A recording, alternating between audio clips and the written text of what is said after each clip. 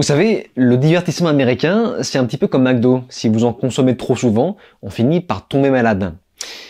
Et Dieu sait que je suis trop souvent tombé malade en 2024. Salut à tous, c'est Vincent Plottime et aujourd'hui, deuxième partie de mon top 2024. Mais après le doux goût du caramel beurre salé qui fond dans la bouche, cette fois-ci, place aux larmes, au sang, mais surtout au sel. Car cette fois-ci, nous allons parler des pires bousasses sorties en 2024. Et croyez-moi, je pense qu'on n'aura plus faim jusqu'au mois prochain. Alors je ne vais pas réétaler la liste que j'ai faite dans ma première vidéo, donc c'est-à-dire que j'ai vu 52 films et 36 séries. Voilà.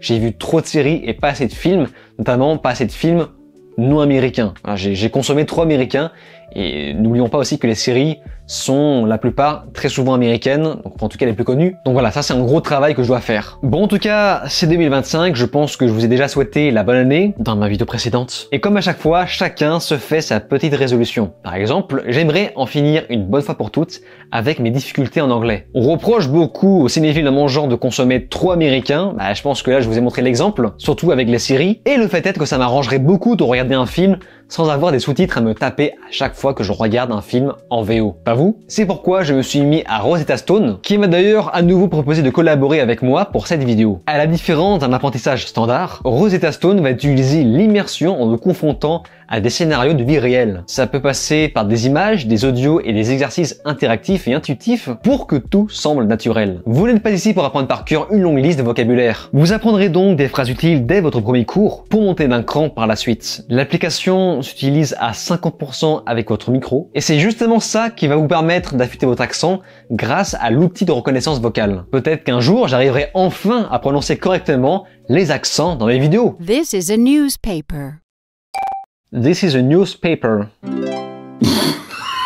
D'ailleurs, ne paniquez pas si vous n'avez pas de micro d'ordinateur, car le tout se déroule sur l'application mobile, en plus de votre ordinateur. Et bien entendu, la formation s'adapte à votre emploi du temps, avec des leçons d'une moyenne de 10 minutes pour matcher avec vos temps libres. En utilisant mon lien en description et en commentaire épinglé, vous bénéficierez de moins 60% sur l'abonnement Lifetime 25 langues durant tout le mois de janvier, qui vous offre un accès à vie à toutes les langues de l'application. Ensuite, l'offre passera à moins 50% à partir du mois de février, alors sautez sur l'occasion. Bien, maintenant, place au sang.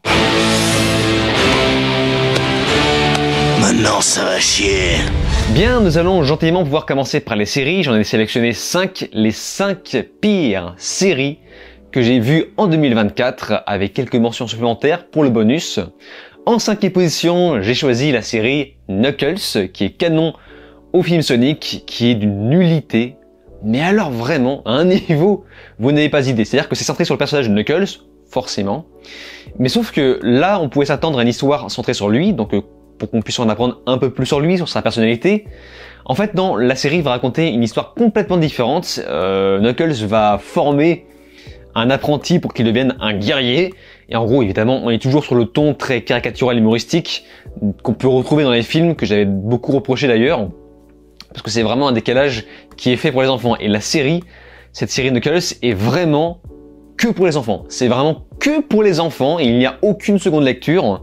C'est pas le pire parce que, encore une fois, Knuckles n'est pas du tout le personnage principal. Voilà. Le personnage principal, c'est un personnage random qui ne servira d'ailleurs à rien au film. Ça, j'en ai parlé d'ailleurs dans ma critique sur Sonic 3. Et donc voilà, et puis il y a le fameux salaud de père. Alors là, j'en ai rien à foutre, je vous spoil. De toute façon, cette série, je vous la déconseille fortement. Mais il y a le salaud de père qui sera utilisé vers la fin avec aucune rédemption. C'est-à-dire que le père reste le salaud jusqu'à la fin. Et surtout, le truc qui m'a fait marrer, c'est que parce que je sens qu'on a voulu, en ce moment, on essaie d'insister pour faire en sorte de mettre un peu plus en avant les juifs après les quotas et j'en passe. Alors je sais pas si c'est pour le quota qu'ils font ça, mais sauf qu'ils en font vraiment des caisses. Ils en faisaient déjà des caisses avec, je crois que c'était Agatha All Along. Là, ils en font vraiment des tonnes. Alors, il y a un épisode, c'est littéralement ça. Juif, il est juif, t'as juif, juif, juif, juif, juif, juif, juif. Eh, t'as vu, on est juif. Eh, mais t'as vu, on est juif, hein. Et t'as bien vu, hein. Oui, j'ai vu. Merci. Par contre, il y a une chose dont je ne suis pas sûr. Dans la série Agatha All Along, voilà, on représente les juifs par un personnage gay. Est-ce que c'est la meilleure représentation possible? Je n'en suis pas sûr. Et dans cette série, on représente les juifs par le salaud de père. Est-ce que ça aussi c'est la meilleure représentation possible? Je n'en suis pas sûr. En 4e position, j'ai choisi Star Wars The Acolyte. Et évidemment, il fallait bien que je le place dans ce classement. Là, vous allez vous dire, mais attendez, seulement 4e position? Mais qu'est-ce qu'il y a au-dessus? C'est ça la subtilité. Non, parce que c'est vrai que c'est pas la pire série du monde. Par contre, pour moi, ça fait partie des pires séries Star Wars. Beaucoup de gens disent que, oui, attends, mais la série sur Boba Fett, elle est horrible, c'est la pire. Eh bien, je suis à la fois d'accord et pas d'accord, parce qu'en fait, n'oublions pas que cette série, il y avait la touche Robert Rodriguez, qui, lui, est un expert en nanar. Il adore faire des nanars, et je pense qu'il n'a pas pu s'empêcher de rajouter son côté complètement con dans cette série. Et cette série est tellement nanar qu'on se marre. Voilà, Boba Fett, on se marre, c'est débile. Il se passe trop de trucs débiles, et franchement, j'ai presque passé un bon moment sur cette série, et notamment, parce que évidemment, il y a du bas de service, tout va. Et on nous montre des choses que j'avais envie de voir. Et puis il y a l'épisode sur Mando que je trouvais vraiment très bon, qui lui se détache complètement de la patte Robert Rodriguez, qui lui touchait la réal de toute la partie avec Boba Fett. Donc c'est de la merde, mais c'était une belle merde. Voilà, c'est une merde appréciable. Franchement, je pense que je prendrais presque plaisir à revoir la série Boba Fett. C'est pas une blague, je vous jure c'est vrai. Et Obi-Wan, alors c'est serré. C'est vraiment très serré, mais je pense que The Acolyte a réussi à prendre le pire de Boba Fett et le pire d'Obi-Wan. C'est de façon très aimable que Chewbacca a décidé de participer à cette vidéo, parce que oui, The Acolyte est vraiment l'apogée de ce que voulait Disney, plus principalement la branche Star Wars qui appartient à Disney. Depuis le rachat Disney, en tout cas, c'est comme ça. C'est-à-dire que la plupart des hommes blancs sont soit des méchants, enfin, je ne suis même pas sûr qu'on voit des hommes blancs dans cette série. Ou alors c'est vraiment des petits rôles. Ah oui, mais c'est vraiment... Alors, voilà la gueule des hommes blancs. Voilà, c'est évidemment fait exprès, c'est complètement pervers, c'est de la merde, c'est de la merde. Pouh. Et puis cette actrice principale qui a été choisie uniquement parce qu'elle a de la réputation sur Instagram. Jamais de la vie je reverrai cette série de chiasse, j'en ai rien à foutre, pour moi c'est la pire série Star Wars, c'est fini pour moi. Et vous savez que je peine à continuer la série Skeleton Crew, hein. Voilà, si je la continue, c'est uniquement pour enjoliver un petit peu mon catalogue de séries regardées, pour potentiellement un petit classement, voilà, un classement dans les pires séries Star Wars. En 3e position, j'ai choisi Vikings Valhalla saison 3. Oh mon dieu, c'est fini, ça y est. Alors, j'ai déjà fait une vidéo entière sur le sujet. La vidéo a fait des vues, mais pas beaucoup venant de mon public. Donc je vous invite vraiment à aller voir cette vidéo, parce que voilà, c'est moi Vikings à la base, j'adorais. Alors évidemment, ça prenait beaucoup de liberté artistique. Depuis le rachat Netflix, on a vraiment perdu toute la superbe de ce qu'avait cette série. Alors là, on va me dire que oui, mais depuis la saison 4, depuis ce qui se passe, je ne vais pas spoiler, mais depuis ce moment précis de la saison 4, eh bien, la série est morte. Eh bien, c'est à la fois vrai et pas vrai, parce que jusqu'à la fin, la série Vikings, jusqu'au dernier épisode de la saison 6, on avait toujours cette patte artistique très profonde. On avait vraiment ce sentiment de vertige. Et puis même, bordel, enfin, vraiment, les épisodes étaient toujours agréables à regarder. Il y avait vraiment ce sentiment, cette volonté. On avait vraiment envie de voir la suite. Voilà. Alors évidemment, c'était bien inférieur aux premières saisons. Mais franchement, on n'a pas non plus fait de la merde jusqu'à la fin de la série. Alors que depuis le rachat Netflix, croyez-moi, c'est le jour et la nuit. On a vraiment le côté artistique de Vikings qui a complètement été absorbé par la technique, la production, le quota et j'en passe de Netflix. C'est de la merde. C'est la merde. Et comme je vous l'expliquais dans la vidéo critique de la saison 3, on dirait vraiment une version, on dirait un film porno. Voilà, on dirait un film porno mais sans la scène de cul. Enfin, en plus, on voit vraiment des meufs à poil. Quand on voit des meufs à poil, on dirait vraiment un truc de cul. Voilà, mais sans les scènes de cul. Bref, allez voir ma vidéo. En 2e position, extrêmement prévisible, j'ai choisi, évidemment, comment ne pas le nommer, Les Anneaux de Pouvoir, alias, bien sûr, Les Anneaux du Pouvoir. C'était... Qu'est-ce que je me suis fait insulter? Qu'est-ce que je me suis fait, mais target, des gens qui disent « Ouais, tu exagères, franchement !» Alors que j'exagère que dalle, les gens qui disent « Ouais, tu dis ça parce qu'il y a la diversité !» J'ai déjà fait mon deuil par rapport à ça dans la première saison. Il y a de la diversité dans House of Dragon, j'en ai rien à foutre parce que c'est bien fait. Non, c'est la merde, c'est vraiment... Alors évidemment, c'est pas la pire série de tous les temps, mais waouh! Vous savez, enfin c'est exactement comme Star Wars. Dans Star Wars, on peut lister une liste infinie d'incohérences. Là, il y avait tellement d'incohérences dans la première saison, en plus des infidélités qui pouvaient provoquer des choses qui n'allaient pas pour la suite. Et en fait, toutes les mauvaises bases qu'on avait posées dans la première saison a révélé le reste. C'est-à-dire que on ne pouvait pas écrire de suite, c'est impossible. La seule solution pour écrire une suite à cette première saison était de rajouter encore plus de facilité scénaristique pour aller au-delà de ça, mais il y a des tas de questions qu'on se pose, tu te dis mais c'est pas possible, il y a un problème, l'histoire ne peut pas avancer comme ça. Vraiment, allez voir la chaîne YouTube Cult & Click, qui est une chaîne YouTube excellente que j'ai découvert en même temps que la diffusion de la saison 2 des Zones de Pouvoir. Alors je sais que la chaîne n'est pas nouvelle, mais quand même j'ai découvert ça entre temps et je me suis dit putain, vraiment c'est excellent, deux mecs qui se posent, qui parlent de deux experts, on voit qu'ils sont connaisseurs par rapport au sujet de la pop culture, ils ont vraiment bien laminé cette saison 2, ils disent tout ce que je pense, c'est hallucinant et vraiment allez voir la chaîne, c'est un bon compliment par rapport à mes vidéos que vous avez forcément déjà vues. Donc voilà, en tout cas, je remercie malgré tout cette saison 2 pour avoir une nouvelle fois percé, fait péter les vues de ma chaîne YouTube. La première saison est la série qui a fait connaître ma chaîne et je le remercie. Mais vraiment, je ne pensais pas que la saison 2 allait à nouveau me faire des vues. Ça fait, j'ai fait peut-être 20% de vues supplémentaires. Donc c'est vraiment très cool. Voilà, donc je ne suis pas mécontent que cette série existe, notamment en sachant le fait que malheureusement le Seigneur des Anneaux c'est fini. On l'a bien vu avec la guerre des Rohirrim au cinéma. Je n'ai plus aucun espoir pour la chasse de Gollum. Les prochains films, je n'ai plus aucun espoir, mais plus aucun. Là c'est fini, je pense que le Seigneur des Anneaux c'est terminus.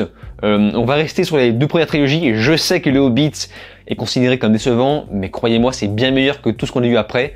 Bon voilà, enfin, on va parler de tout ça après, voilà, vous allez voir pourquoi. Et avant de citer le numéro 1 des pires séries du classement 2024, j'aimerais faire quelques mentions. Donc rappelez-vous, pour ceux qui ont déjà vu la première partie centrée sur les meilleurs films et séries de 2024, les mentions c'est en quelque sorte les films et les séries qui ont frôlé le classement, mais qui n'étaient à mes yeux pas suffisamment mauvais pour être rangés là-dedans. Je mentionne tout d'abord The Walking Dead, The Ones Who Live. Alors là, je peux vous garantir que je ne vais pas lâcher cette série. Je me suis fait dégommer comme pas permis par la fanbase de The Walking Dead, qui fait pour moi des pires avec Star Wars, je crois. Vraiment, il faudrait que je fasse une liste des pires fanbases. Je crois qu'il y a Star Wars, The Walking Dead, The Last of Us. Oh la vache, horrible, horrible. Mais The Walking Dead, c'est particulier parce que c'est vraiment, on leur sert du caca et ils aiment ça. J'ai un pote qui m'a dit un truc pertinent, c'est que The Walking Dead, ça ne se finira absolument jamais. Ça deviendra les nouveaux feux de l'amour. Et les feux de l'amour, mais du zombie. C'est exactement ça. Ça ne s'arrêtera plus jamais. The Walking Dead, The Ones Who Live, je suis d'accord pour dire que le premier épisode est très bien. Il est très bien. Je l'ai dit dans ma critique vidéo, j'ai dit c'est vraiment très bien. Je m'attendais pas à ça. Une petite surprise. C'est mature, c'est assez solide. On a envie d'aller jusqu'au bout, on a envie de voir la suite, il n'y a pas de problème. Le problème, c'est que dans mes vidéos, j'ai marqué j'arrête The Walking Dead. Ce qui est un fait, j'ai dit dans ma vidéo que après cette série, j'arrête The Walking Dead. Voilà, c'est le titre de ma vidéo, c'est ce qui est marqué dans la vignette. Sauf que cette communauté est tellement débile, je suis désolé, hein, vous êtes tellement débile qu'ils ont cru que j'ai marqué ça parce que c'était tellement mauvais, l'épisode était tellement mauvais que j'arrête. Non, j'ai jamais dit ça. J'ai dit que j'arrête parce que c'est un fait. J'arrête The Walking Dead parce qu'il y en a trop. Il y a trop d'épisodes. J'ai dit que je regarderai cette série, après j'arrêterai. Mais par contre, en effet, j'ai été surpris. Le premier épisode m'a surpris. Bon. Je me suis fait insulter, je les ai envoyés chier, vous savez, dans le commentaire épinglé. Et puis tant pis, voilà. Vraiment, mais je hais cette communauté. J'en ai rien à foutre. Et donc, j'ai continué de mon côté la série sans faire de vidéo dessus. J'ai vu l'épisode 2, je me suis dit ah ouais, en vrai c'est bien, parce que on avait la partie centrée sur Rick dans le premier épisode et la partie centrée sur Michonne dans le second. Et je pensais qu'en se détachant de Rick, ça allait redevenir beaucoup plus bancal, et pas du tout. La partie avec Michonne est excellente. On s'attache à de nouveaux personnages qu'on n'a même pas vus. Il y a en plus un sentiment de cohérence par rapport au premier épisode, puisqu'on voit l'autre côté du miroir, on voit les coulisses, et on se dit ah d'accord, mais en fait c'est pour ça que si, c'est pour ci que ça. Voilà. Du coup, on a les explications en épisode 2, et on se dit mais c'est génial, la série va être géniale.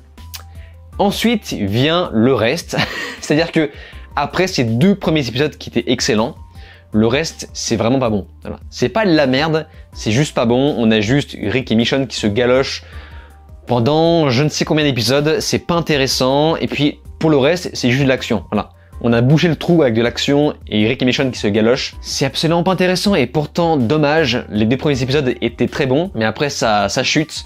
Et je me suis dit ah tiens voilà, tant mieux, tant mieux que c'est mauvais sur la suite parce que vraiment la fanbase ne mérite que ça finalement.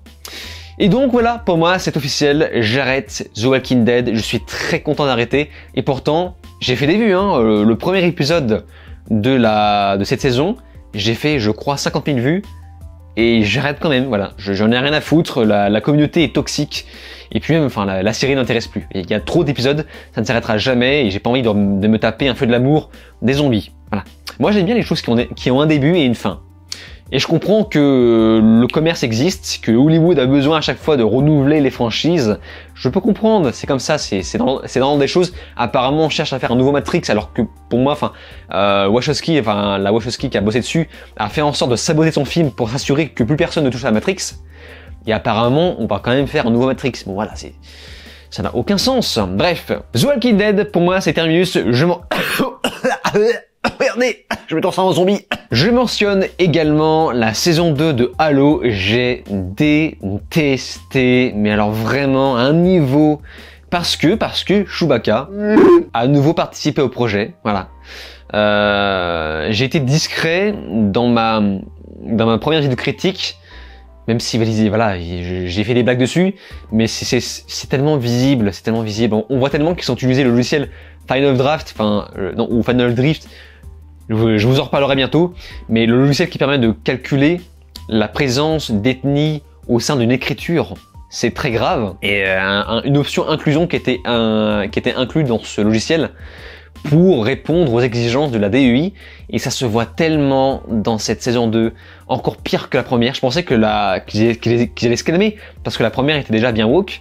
Là, ils ont mis les bouchées doubles. C'est-à-dire que vers la fin, on ne voit plus que des femmes faire la guerre. C'est ce que j'ai expliqué dans dans une vidéo Flash News. On ne voit plus que des femmes faire la guerre. On voit des femmes soldats, des femmes commandants. C'est relou en fait. Vous savez bien que la majorité des personnes sur le terrain, dans l'armée, ce sont des hommes. J'en ai rien à péter de savoir que que c'est le futur, que il y a la testo qui a injecté, enfin je sais pas trop quoi. J'en ai rien à foutre. Là, il y a vraiment du foutage.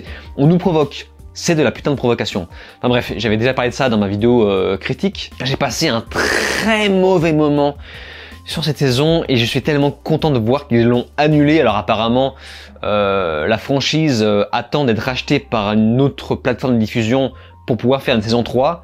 Mais pour l'heure, Paramount Plus a annulé saison 3. C'est très bien comme ça, je ne la continuerai jamais. Je mentionne également Monarch Legacy of Monsters, qui est en gros une série canon au Monsterverse, donc sur Godzilla et j'en passe, Godzilla et King Kong. J'ai pas aimé, voilà. J'ai bien aimé les scènes d'action, mais elles sont tellement peu nombreuses. Pour le reste, c'est la bureaucratie chiante.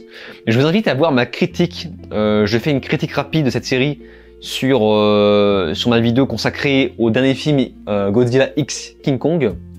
Donc allez voir la vidéo parce que à la base je voulais vite fait en parler et la moitié de la vidéo je parle de la série et notamment de ce passage. Et après 5 longs épisodes d'ennui où je luttais pour ne pas dormir, je me suis fait soudainement réveiller par ça.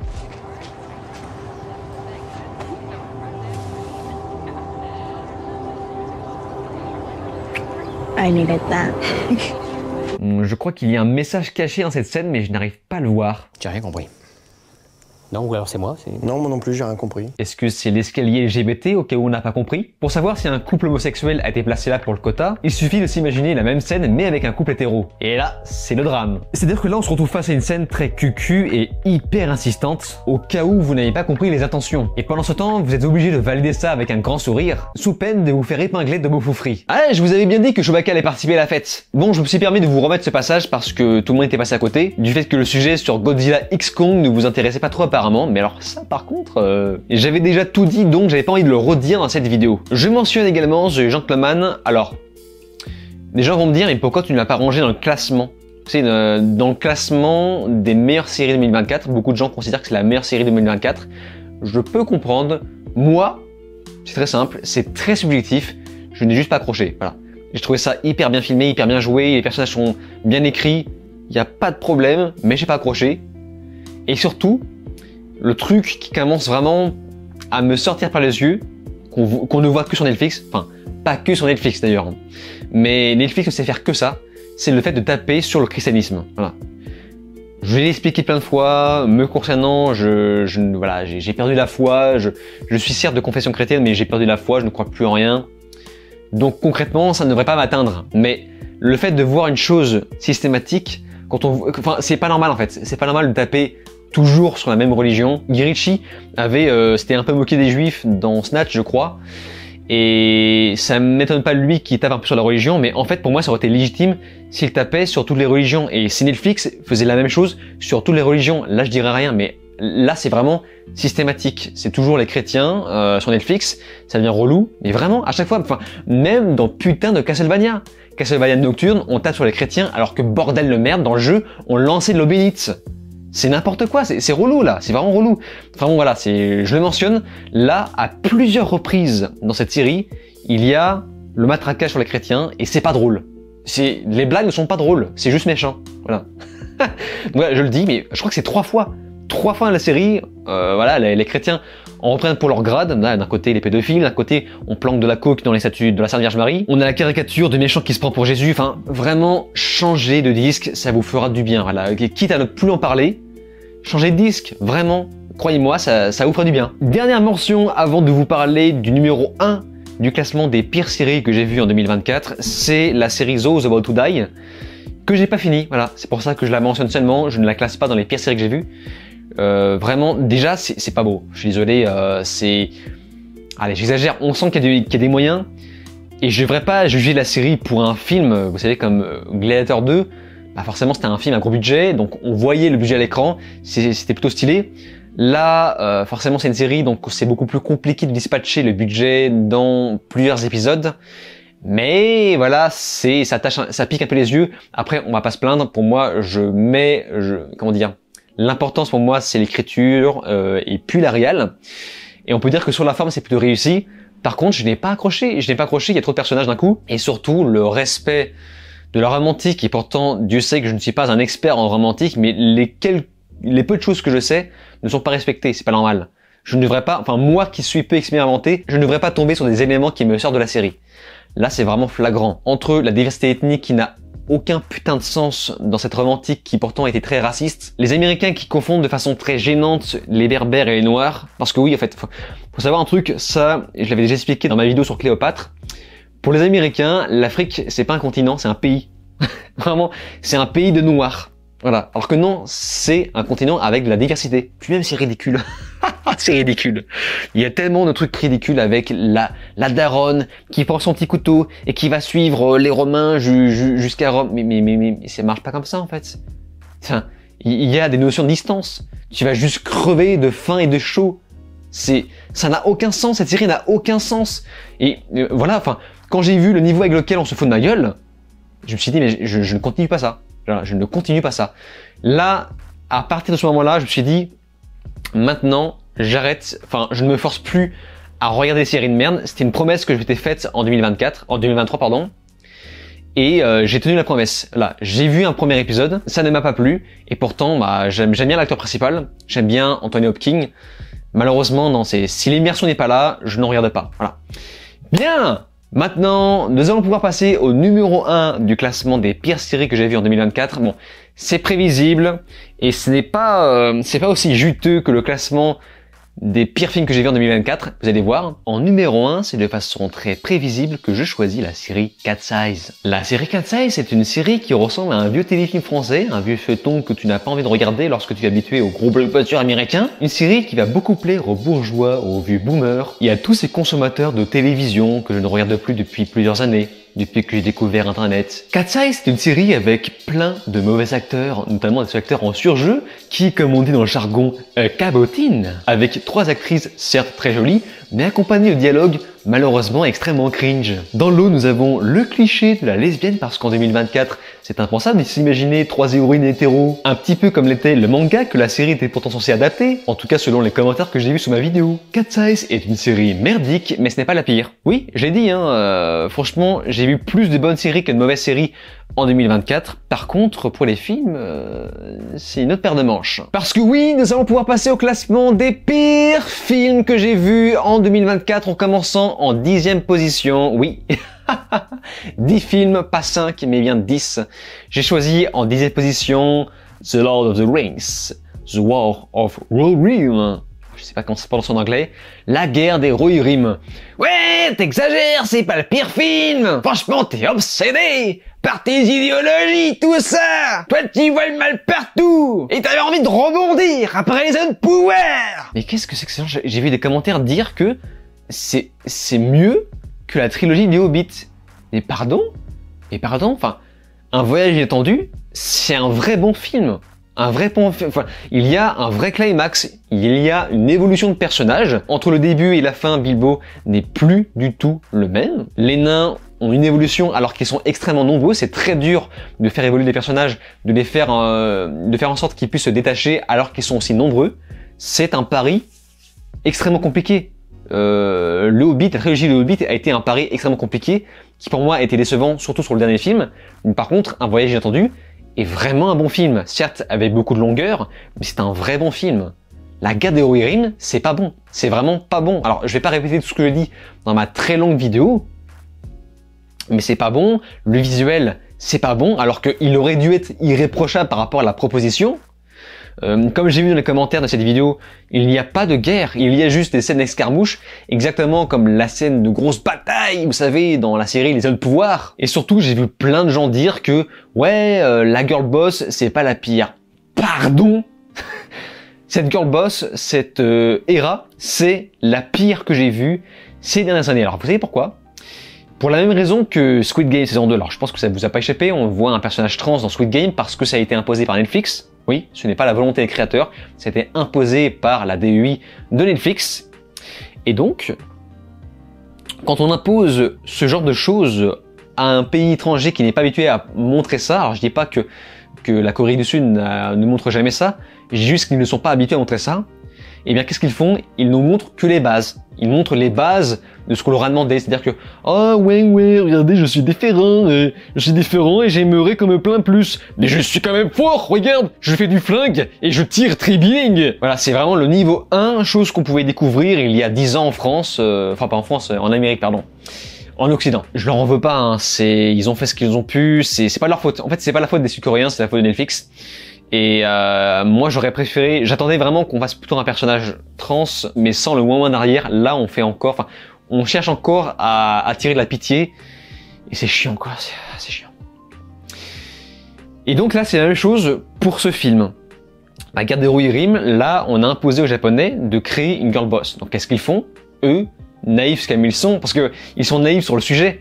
Parce que eux les girl boss, ils en font plein, mais jamais on leur demande de faire une girl boss avec ce trait de caractère pour spécificité. Tu regardes SNK, il y a plein de girl boss, enfin des personnages féminins très forts, il y a une tonne, ça ne se compte plus. Mais sauf que les personnages féminins de SNK n'ont pas été écrites comme ça. Elles ont été écrites parce qu'elles ont une histoire. Sur le papier, il n'y avait pas marqué « Elle est forte et indépendante et elle veut être seule et ne pas se marier ». Il n'y a pas marqué ça, il y avait juste marqué l'histoire, la relation avec Eren et j'en passe. Ils ont des démons, le fait par exemple que Mikasa soit amoureuse d'Eren et soit intimement liée à lui. Voilà, ça c'est un truc très personnel à la série qui n'est sorti que de la tête de l'artiste. Mais là, en fait, on a demandé, enfin, ce sont des Américains, encore une fois, qui ont demandé à des Japonais de faire de l'occidental. Voilà. Et du coup, ça donne ça. C'est le pire exemple, on a vraiment le cliché, on a le moule. Ce personnage, Hera, c'est le moule. Voilà. C'est le moule du personnage néo-féministe insupportable. C'est-à-dire qu'ils ont eu besoin de nous préciser verbalement qu'elle n'a besoin d'aucun homme. Qu'elle ne veut se marier à aucun homme. Mais broute des minous, fais pas chier! Je m'en fous de ta vie! Bref, pour moi, ce film n'a absolument pas volé sa place en 10e position. En 9e position, c'est avec fierté que je choisis Kraven the Hunter, que j'aime bien appeler Kraven the Untub. Ouais. De mon côté, je pense que ce film ne mérite pas qu'on s'attarde dessus. J'ai déjà fait une vidéo complète sur le sujet, donc je passe directement à la 8e position. The Crow, alias The Crotte, comment ne pas le mentionner? Comment ne pas comprendre le matériau de base? Comment chier une nouvelle fois sur la franchise The Crow? C'est triste, on n'arrive pas à faire renaître ces franchises parce que l'âme de Brandon Lee, encore une fois, plane sur le premier film et surveille les autres. Voilà, il surveille la franchise, il fait en sorte que tous les autres restent bien morts. Non mais en vrai, ce qui flanche vraiment dans ce film, c'est l'écriture. Tu me corriges l'écriture, je pense qu'on aurait pu avoir un résultat beaucoup plus intéressant. Mais pour l'heure, il ne mérite pas non plus à ce qu'on s'attarde plus longtemps dessus. En 7e position, j'ai choisi La Demoiselle et le Dragon. Pourquoi c'est de la merde? Pourquoi c'est de la merde? Parce que c'est Netflix. Et oui, Netflix ne sait pas faire de films tout court. Voilà. Netflix sait faire de bonnes séries parfois, par contre il ne sait pas faire de films. Comme je vous expliquais dans la vidéo sur la guerre des héros et rimes, La Demoiselle et le Dragon, c'est ce film. Avec une fois encore l'archétype de la princesse Ouin Ouin qui doit se détacher du patriarcat pour devenir forte et indépendante. Allez vous faire foutre. En 6e position, je choisis Atlas. Pourquoi c'est de la merde? Pourquoi c'est mauvais? Parce que c'est Netflix. Et oui, c'est encore un film Netflix. Film Netflix égale chiasse. C'est vraiment, c'est de la merde. Vraiment, Atlas, c'est de la merde. Alors après, j'avoue que au bout de la seconde partie, la seconde moitié du film, c'était tellement mauvais que je commençais vraiment à m'y faire et j'ai commencé à prendre du plaisir. Il y avait un plaisir malsain dans ce côté nanar. Vraiment, je pense que le film commençait à assumer son côté nul et je commençais à prendre du plaisir. Et évidemment, on est sur Netflix, on a le format, vous savez, très choubaquesque. Au rendez-vous, il est là, il se fait plaisir. Vraiment, je crois que la plupart des...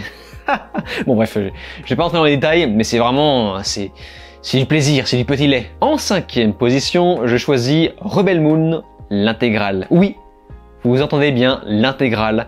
Parce que on a eu la seconde partie qui est sortie en 2024, début 2024 je crois. Et après est sortie les versions longues, je crois que c'était en été. Je me suis tout tapé. Et vous savez, j'ai été extrêmement indulgent dans la première partie, dans ma vidéo. Et je l'étais un peu moins dans la seconde partie.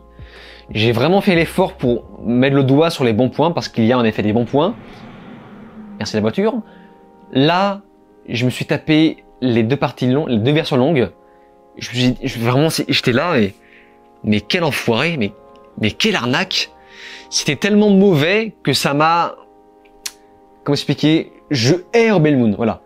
Avant j'en foutais, maintenant je hais Rebel Moon. Pour moi c'est la pire chose que j'ai vue ces dernières années, c'est vraiment je hais ces films, je les hais. Et vraiment, je me suis forcé à regarder comme ça. Ah, c'est de la merde. C'est nul à chier. Alors pourquoi c'est nul?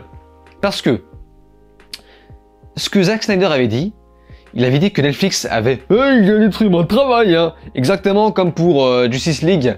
Là, il y avait un argument pour Justice League, parce que n'oublions pas que Zack Snyder était sorti du projet parce que sa fille était morte, je crois. Ce qui est terrible, hein. Et du coup, on avait remplacé par un autre, j'ai oublié le nom, un autre réalisateur qui a complètement chié sur le projet. Il a fait Justice League, et là, c'était l'apothéose. Alors, finalement, quand je revois ce Justice League, je trouve, c'est pas la catastrophe annoncée, mais c'est nanar. Voilà, c'est vraiment complètement con, c'est assez moche visuellement. Et quand j'ai vu enfin la Snyder Cut, j'ai halluciné. Je me suis dit, ah ouais, mais c'est pas du tout le même film. Mais pas du tout. Pas du tout du tout. C'est pas du tout le même film. Vraiment, non seulement c'est pas le même film, et en plus c'est 30 fois mieux. Tu dis, ah d'accord, enfin, le gars qui a pris la relève n'avait pas du tout compris où voulait en venir Zack Snyder. Et c'est tellement beau. Alors évidemment, le film n'est pas parfait parce qu'il y a beaucoup trop de longueur, beaucoup trop de ralenti. La ralenti, mec, t'en fais des caisses, c'est abusé. Mais là, en fait, pour la version Netflix, pour Rebel Moon, il n'avait absolument aucune excuse. enfin, je suis désolé, mais 2 heures de film, 2 heures, c'est suffisant pour faire un bon film. 2 parties de film de 2 heures, c'est largement suffisant pour nous raconter ton histoire. Et le mec vient de se plaindre en se disant que ouais, c'était pas assez en fait. Regardez, vous allez voir, la version longue de 3 heures par film, eh bien vous allez kiffer, hein. Parce que là, c'est ma vraie version. Ok, alors, voici ce qu'est réellement la version longue, partie 1, partie 2, donc en gros, on a 6 heures de film. Voici la version longue, qui n'est ni plus ni moins que la version courte, mais avec plus de ralenti, ce qui avait été reproché aux 2 premières parties de base, plus de rajouts inutiles. On a plein de... Ouais, c'est ça, on a plus de plans, plus de scènes d'action. Ah oui, on a du sang. Alors, ça, c'est le seul avantage. On a du sang. On a du sexe complètement inutile. Des scènes de sexe qui durent 5 minutes, t'es là, t'envoies l'écran. Ok. Est-ce qu'on peut accélérer maintenant? Les scènes de sexe, mais vraiment, les scènes de sexe n'ont aucun sens. Alors oui, c'est du sexe. Voilà, c'est du sexe. Alors si vous connaissez pas les sexes, bah, vous allez kiffer. Mais si vous connaissez, hein, je pense que vous allez vous faire chier. Donc non, les scènes de cul, c'est pas bien quand c'est pas intéressant, quand ça raconte rien. Ça ne raconte rien. Voilà, c'est bourré de scènes qui ne servent à rien. Par contre, la scène d'introduction était excellente. La scène d'introduction de la version longue de la première partie est excellente parce que au lieu comment dire, de nous raconter bêtement les origines, chose qui avait été faite dans la seconde partie, et je pensais vraiment que dans la seconde partie, lorsqu'on voyait les personnages assis sur une table en train de nous raconter leur background de façon paresseuse, vraiment une paresse scénaristique de titan, mais comment on peut écrire une merde pareille? Moi je pensais que c'était une contrainte de la version courte. Eh bien non, eh bien même pas. Tu te retapes ça dans la version longue. Mais quelle merde! Mais c'est de la merde! Mais Zack Snyder, t'es nul! T'es nul! Nul! Vraiment! Non mais vraiment, Zack Snyder, je l'adorais, 300, Watchmen, Sucker Punch, c'est bien. Moi j'aime bien Sucker Punch. Alors pourtant, tout le monde lui chie dessus. Non, j'aime bien, Snyder Cut, c'était bien. Mais là, c'est nul! C'est nul! Putain! Mais quand on voit ces personnages assis sur une table, en train de re-raconter leur histoire, de merde! Pas intéressante, oui on sait que... Enfin c'est exactement la même histoire pour chacun, hein. Tout le monde a exactement le même caractère, pas intéressant, chiant, on a envie de leur foutre des baffes, on a envie de... Vraiment, mais quand tout le monde crève, on est content, on est très content. Mais c'est de la merde. Waouh, je suis choqué. Quand on les voit rediscuter sur une table, je me dis mais c'est une blague. Moi je pensais que la version longue allait servir à reprendre ces flashbacks pour les disperser au fur et à mesure de l'histoire. Quand on croise la route d'un personnage, bien là on a un flashback, on revoit son histoire. Un montage fluide, un montage stylé. On n'a jamais ça, c'est tellement nul. Mais qu'est-ce que c'est nul, vraiment. Juste taper 6 heures de ça, mais c'était une torture, vraiment. Putain, mais imaginez un peu la bousasse, mais jamais, ne regardez jamais ça. Ça m'a fait détester Rebel Moon. J'ai vomi du Rebel Moon, cette putain de musique qui fait oh ta gueule. Vraiment, c'est nul à chier. Ah putain.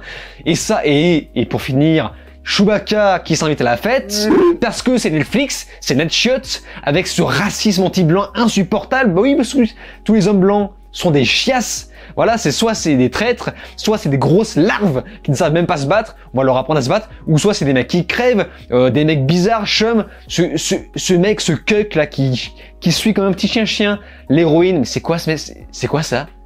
C'est quoi ce truc? Ce petit chien là qui suit l'héroïne, et parfois il va avoir un sursaut d'héroïsme, mais d'héroïsme cringe parce que à chaque fois la meuf va lui faire des trucs ultra condescendants, enfin des trucs, enfin si un héros fait ça à une meuf, t'as les féministes qui disent c'est condescendant.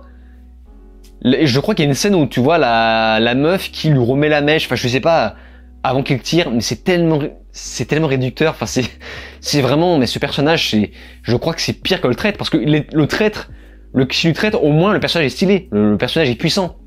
Mais là c'est vraiment, waouh, c'était l'humiliation de trop. On a une scène, pour moi c'est pas un hasard, le racisme est beaucoup trop grand pour moi. On a une scène dans le bar où il se fait agresser par un alien qui veut en gros le violer quoi. Et il lui dit, je vais me faire ton petit trou rose, je crois. Soft and pale, that's how I like them. I'm gonna fuck that pretty pink hole in his face, and there's nothing you can do to stop me. Mais le niveau de racisme est stratosphérique. J'en ai parlé dans quasiment aucune de mes 2 vidéos, parce que je voulais pas saouler les gens qui me suivent pas pour ça. Mais là, je le dis, c'est chaud. Rebel Moon, c'est chaud. C'est le level max. Et pourtant, c'est intéressant parce que le village des Vikings n'est pas diversifié. Il est blanc parce que c'est cohérent. C'est un village qui vit en communauté. Donc on avait de bonnes bases. Mais pour le reste, au secours. En fait, on se sert de ça justement pour humilier les blancs, quoi, clairement. Et puis oui, alors ça, il fallait que j'en parle aussi, mais parmi les méchants, évidemment, tous les méchants sont blancs, sauf un, celui qui se tourne du côté des gentils, l'asiatique. Voilà. Allez vous faire foutre. Allez vous faire foutre. Vraiment. C'est de la merde. Ce film, parce que, en plus de ça, c'est de la merde. Hein. Voilà, c'est de la grosse merde. En 4e position, j'ai mis Borderlands. Ah bah tiens, bah oui, Chewbacca a généreusement participé à ce projet. Je n'en parlerai pas parce que je vais en parler en détail dans une future vidéo. Mais en tout cas, voilà.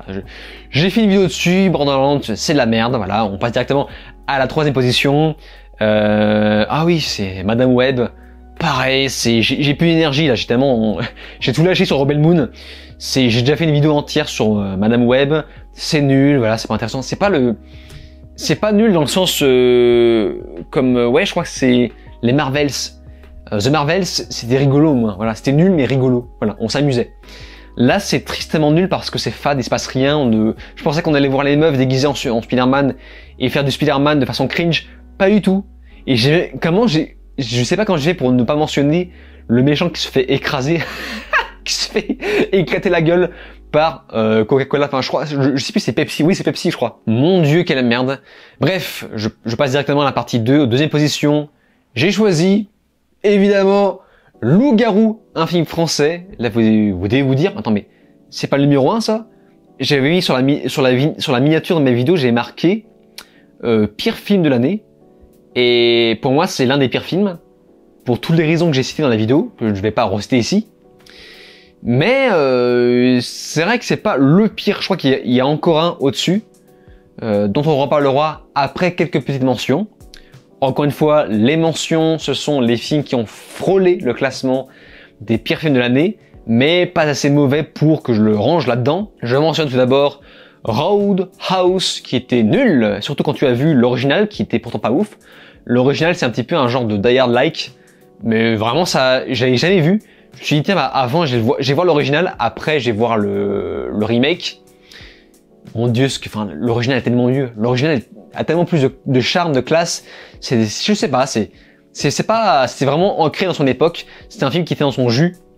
Le remake veut se la jouer un peu plus moderne, ça marche pas. Jake Gyllenhaal est insupportable, les méchants sont insupportables. Comment il s'appelle là Merde, j'ai oublié son nom là. Qui est hyper connu là. McGregor là. Il est insupportable, vraiment. Ne regardez jamais ce film. Mais vraiment, Jake Gyllenhaal fait toujours cette tête. C'est insupportable. Mais c'est pas non plus mauvais au point d'avoir le classement des pires films de l'année. Ensuite, j'ai noté, alors là, je vais rendre les gens colère. Les gens vont être colère. Un petit truc en plus, oui, je l'ai vu, et oui, je n'ai pas aimé, mais genre pas du tout. Alors, je le range pas dans mon classement des pires films 2024, mais mon Dieu, ce que j'ai pas aimé. Waouh! Non mais vous êtes sérieux les gars? Ça c'est le meilleur film français de 2024? Pardon? Enfin, parce que il y a des gens qui ont été déçus de voir que je n'ai pas cité Le Comte de Monte Cristo. En effet, je l'ai pas cité dans les meilleurs films parce que pour moi, ce n'est pas le meilleur film. Par contre, ça se regardait, c'était pas mal. C'était plutôt respectueux, même si voilà, c'était compliqué. Ils ont dû retirer trop de choses par rapport à lui, c'est dommage. Mais quand même, voilà, ça sortait un peu du lot. Mais ça, un petit truc en plus. Mais c'est de la merde. Enfin, non, pardon, c'est pas de la merde. C'est pas de la merde, mais pour moi, c'est vraiment très très mal écrit. C'est vraiment le niveau 1. On a des blagues pour enfants. Enfin, on a des pirouettes scénaristiques pour enfants, des clichés pour enfants qu'on voit dans les dessins animés. Vous savez, le cliché de la meuf qui est jolie et qui va finalement devoir trouver une solution pour quitter son mec. Parce que, voilà, enfin, en gros, on va rendre son mec insupportable pour qu'on puisse ne pas s'attacher à lui et s'imaginer une meilleure relation avec le héros et cette meuf. C'est ridicule. C'est tellement ridicule, c'est facile. Le film est facile. Genre, on prend les handicapés pour émouvoir les gens. Et je suis désolé, mais ce film n'est jamais touchant pour moi. En tout cas, hein. Pour moi, c'est jamais touchant. C'est jamais drôle. Jamais. Les seuls moments de drôle, c'est l'introduction avec le braquage, tout ça, enfin tous les parties avec Artus, c'est assez marrant. Mais les parties avec les handicapés, j'ai trouvé ça vraiment rabaissant de ouf pour les handicapés. Je pense que on les utilise pour en faire des blagues et putain, ça marche. Les gens morts à l'hameçon quoi. Alors que pour moi c'est tellement, enfin bref. Après, j'entends bien qu'Artus a dû prendre du plaisir. Apparemment, il est vraiment, et c'est vraiment lié d'amitié. Donc, il y a de bonnes choses qui ont été faites à partir de ce film, et c'est pour ça que j'en veux pas à ce film. Mais je trouve que la démarche est hyper maladroite, et les gens ont mordu l'hameçon. Voilà, c'est pas drôle. Enfin, c'est quoi le moment marrant? Enfin, est-ce qu'il y a un moment marrant pour vous dans ce film? À part l'introduction, enfin, tous les parties avec Artus et le duo entre Chloé Sévignac et le personnage principal. Ouais, il est marrant le duo, mais c'est un duo très cliché, qui marche un petit peu parce qu'on reprend des de vieux schémas, des vieux poncifs. Et oui, ça marche un petit peu, mais il y a rien de nouveau là-dedans. C'est juste on a changé on garde le même squelette, on a changé la peau et on a déjà vu ça des milliers de fois. C'est putain la déception. On m'a tellement dit que c'était ouf ce film, quand je l'ai vu, je me suis dit mais c'est ça, mais c'est juste gênant. Le film est gênant, il est rabaissant pour les handicapés. Et j'ai vu des commentaires, des critiques d'handicapés qui disent que ça c'est le niveau 1 des blagues qu'ils se font déjà entre eux. Et putain, non, c'est décevant. Enfin, c'est pas horrible, mais c'est extrêmement moyen, quoi. Vraiment, voilà, bref. Bref, je mentionne également Megalopolis. Qu'est-ce que c'est que ce film? Vraiment, c'est Coppola qui a réalisé le film. J'ai vu la critique de Durandal, il dit un truc d'extrêmement pertinent. Et j'ai pensé exactement la même chose. Il dit que quand on regarde ce film, on a vraiment l'impression d'écouter un vieux qui nous rabâche des choses sur la vie. Voilà. Ah, tu sais, la vie, le plus important, c'est les femmes, c'est l'amour, voilà, c'est faire des enfants, c'est le plus important, mon gars, oui. Puis les riches, c'est des pourris. Ah, c'est tout des pourris, voilà. Voilà, c'est... Putain, j'ai pas aimé, hein. S'il y avait eu un peu plus de place dans mon top, je pense que je l'aurais mis. J'aurais pu rallonger, mais bon, après, c'était pas non plus merdique. Mais qu'est-ce que c'est que ce film? C'est vraiment pas bon. Je le mentionne pour dire qu'il a vraiment frôlé la catastrophe. Ah oui, enfin, parce qu'il y a un gros casting. Plein d'acteurs connus qui jouent extrêmement bien, c'est pas la question. Mais tu sens qu'ils sont là vraiment pour camoufler, pour le marketing, pour camoufler le fait que c'est de la merde. Non, je rigole. C'est pas de la merde, encore une fois, mais il a frôlé la catastrophe. Je mentionne également Une vie que j'ai vue avec un pote pour anecdote. Alors, moi, ce que j'aime bien faire, c'est amener ce pote voir un film, ne pas lui dire qu'est-ce qu'on va voir. Moi, je n'ai pas non plus vu le film, donc je lui laisse la découverte totale. Et c'est juste qu'en fonction des goûts que je connais de lui, je vais prendre un film qui va lui plaire. Là, ça m'est venu comme ça, je me suis dit tiens, Une vie, Anthony Hopkins, c'est un acteur qu'on aime bien, allez on va voir. On voit le film et genre on est malaisé, on est gêné pendant 2 longues heures parce que je crois qu'il est pas si long que ça le film, mais ça a paru encore plus long. Il y a une chose que je retiens, c'est Anthony Hopkins qui est extrêmement bon. Il est extrêmement bon, mais alors pour le reste, vraiment c'est d'une facilité. J'ai vu une critique de presse, je ne sais plus qui disait, qui utilisait un terme vraiment révélateur. Ce film est académique. Ce film est académique. C'est exactement ça. On a une scène où tu vois Anthony Hopkins qui est dans son bureau, je crois. Il pose sa tasse sur le bureau. Et là, on a un plan sur la tasse qui se pose sur le bureau. Voilà. C'est vraiment, regardez, j'ai bien appris et il y a le cinéma, je sais faire du cinéma. C'est vraiment ça. Tout le film, c'est ça. C'est très plat, très linéaire, très carré. C'est jamais organique, tu ressens jamais rien. C'est d'une platitude. On essaie de tirer les larmes, les émotions. T'as une scène complètement ridicule avec, parce que oui, ça se passe durant la Seconde Guerre mondiale et en fait, le réal part du principe que oui, Seconde Guerre mondiale égale triste, donc on va faire un truc triste. Donc toi, tu vas chialer. Bah oui, c'est Seconde Guerre mondiale, c'est triste, donc tu vas chialer. Alors, mon pote, t'es au courant que des artistes, des génies ont réussi à utiliser la Seconde Guerre mondiale pour faire de l'humour. Dictateur, La Grande Vadrouille, ils ont réussi à faire ça. Donc c'est la voiture. ce n'est pas parce que tu prends la Seconde Guerre mondiale que ça va être automatiquement triste. Il faut que tu mettes les mécanismes qui vont me provoquer la réaction triste. Si tu montres des gens que je connais pas qui souffrent, alors certes c'est triste pour eux, mais je les connais pas ces mecs-là. Je parle du film, hein, je parle pas de la réalité.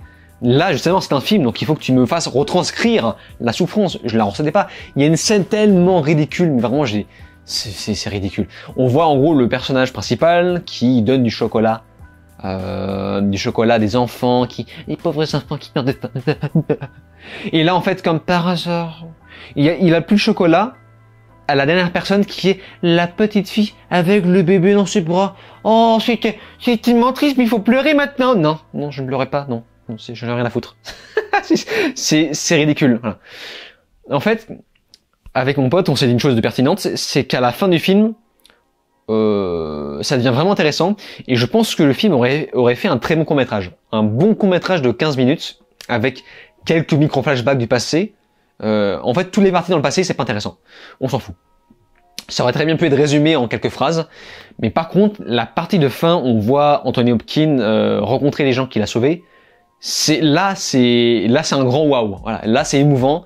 Là, il y a quelque chose, il y a un pincement, notamment par le jeu d'acteur d'Anthony Hopkins. On lit, on ressent ce qu'il ressent. C'est hyper bien joué, c'est hyper bien fait. Voilà. Et c'est le seul bon moment du film. Tout le reste, c'est vraiment, c'est un film qui va plaire aux boomers. Voilà, un film qui plaît aux boomers, parce que moi, j'avais mis en commentaire, je sais plus où. Je m'étais fait reprendre par un boomer. Laisse-moi que t'as pas vu que je t'ai pas. Oui, ok. Toi non plus, t'as pas vécu ça.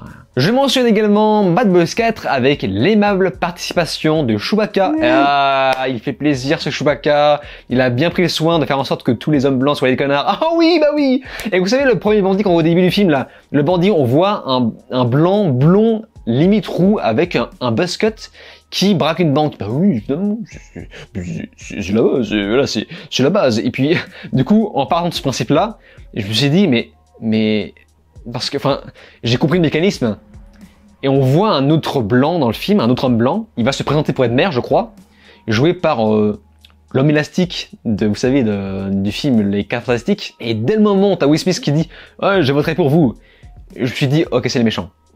C'est le méchant, évidemment. Enfin, on a vu le bandit, là, le braqueur, avec son buzzcut, sa coupe en buzzcut, au début du film, puis on voit ce maire blanc. Mais évidemment que c'est le méchant. Et au moment où on a la révélation, je me suis dit, allez vous faire foutre. J'avais envie d'arrêter.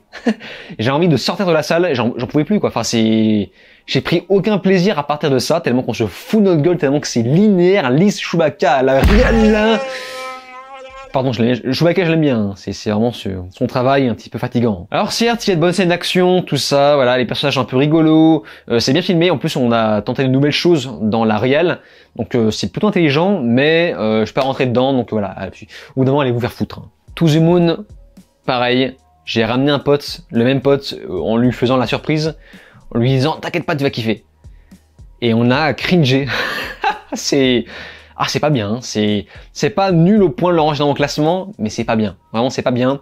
C'est vraiment de l'humour pour ménagères. Voilà, ça va plaire à des ménagères. C'est de l'humour lisse, d'une licitude. Vraiment, on fait en sorte de ne pas trop heurter tout le monde. Voilà. Et puis on a la fin qui ne prend pas de risque par rapport à la thématique qu'il aborde. Et c'est pas intéressant. Voilà, c'est le vieux film humoristique chiant que tu regardes et que tu oublies.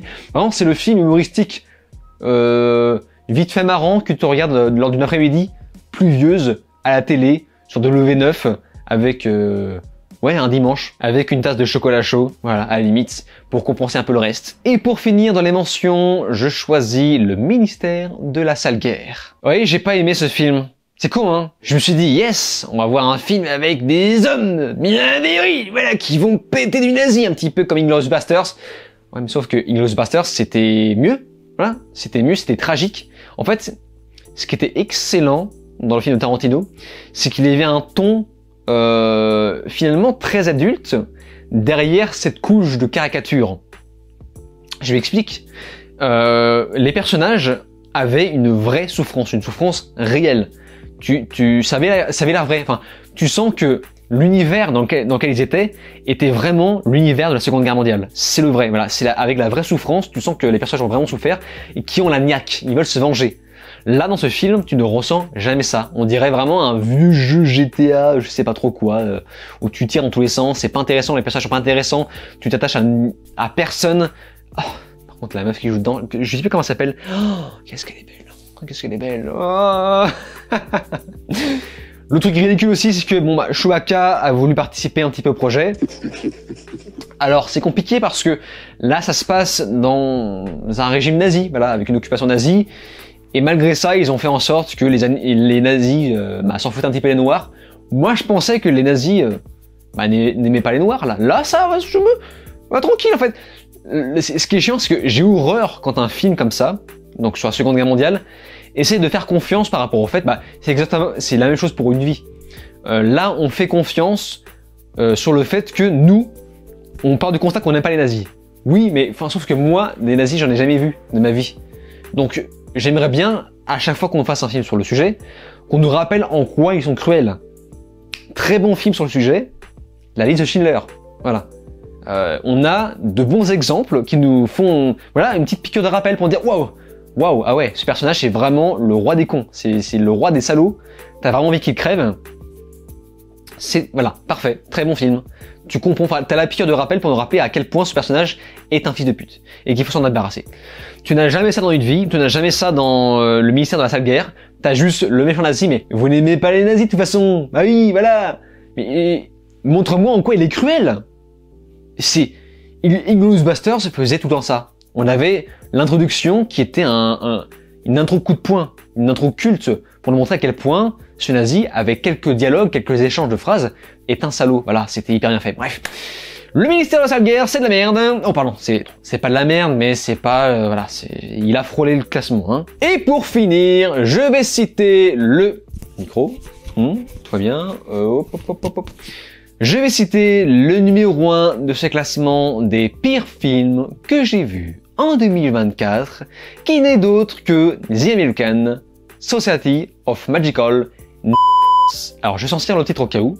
Ce film est probablement le pire que j'ai vu en 2024, qui n'est même pas sorti en France, en tout cas au cinéma. Je ne sais pas si on peut le trouver en DVD. Je vous ai déjà pitché l'histoire, le scénario dans ma vidéo précédente. Il s'agit d'un jeune homme métis, oui, précis, la couleur de peau est importante, qui est invité à rejoindre l'académie magique des magiciens noirs, sans mauvais jeu de mots, parce que oui, tous les magiciens sont noirs et auront pour mission de rendre la vie des blancs plus douce. Pourquoi me diriez-vous? Parce que d'après eux, l'homme blanc est l'animal le plus dangereux de la Terre. Pour éviter que des noirs se fassent tuer par d'autres policiers, il faut les calmer, voilà, les caresser dans le sens du poil, voilà. Il faut caresser la bête, le méchant blanc, pour qu'il puisse se calmer. Bon, ce film est complètement lunaire et j'ai vu un commentaire intéressant dans la vidéo précédente lorsque j'ai pitché l'histoire, un commentaire qui dit « Les gens n'ont pas compris, en fait, ce film parodie le wokisme ». Et c'est intéressant, mais je parle déjà de tout ça dans ma vidéo critique. Oui, j'ai fait une vidéo critique sur le sujet que vous n'avez pas vue. Pourquoi vous n'avez pas vu? Vous n'avez pas vu cette critique parce qu'elle est en fait exclusive à mon Patreon. Donc j'ai créé cette vidéo pour remercier tous les gens qui souscrivent. Croyez-moi, les souscriptions pour moi, c'est vraiment important parce que j'ai énormément de difficultés à trouver des partenariats pour mes vidéos de façon à pouvoir vivre de ma chaîne. Donc allez sur mon Patreon si vous voulez m'aider, car en plus des vidéos bonus de ce genre, vous aurez également accès à tous mes podcasts, des heures et des heures d'audio. Et ce n'est pas fini. Je n'ai pas fini de compléter ce Patreon. Donc pour ceux qui souhaitent voir ma critique sur ce film complètement lunaire, n'hésitez pas à checker le lien en description. Mais en tout cas, eh bien oui, ce film est complètement catastrophique en termes de jeu d'acteur, de réel, d'écriture qui n'a aucun sens. Bref, selon moi, il n'a clairement pas volé son classement numéro 1, même si avec du recul, je me rends compte que je suis tellement énervé sur Rebel Moon, quand j'y repense, je pense que je préférais revoir ce film-là, The American machin chose, que Rebel Moon. Parce que Rebel Moon, c'est tellement long. C'est long et c'est une torture. En tout cas, de votre côté, si vous avez un classement à me proposer, eh bien n'hésitez pas à en faire part dans les commentaires. J'y porterai évidemment attention. Merci en tout cas de m'avoir suivi jusqu'ici, d'avoir regardé la vidéo jusqu'au bout. Merci à tous ceux qui me suivent. Merci à tous ceux qui s'abonnent à ma chaîne YouTube. Pour le coup, c'est gratis. Pour nous, l'aventure continue avec toujours plus de miel et surtout toujours plus de sel et de sang. Parce que oui, pour fin janvier, il y a un petit peu de sel qui arrive. Oh oui, je pense que vous allez kiffer. Bref, sur ce, je vous dis alors ciao et à la prochaine.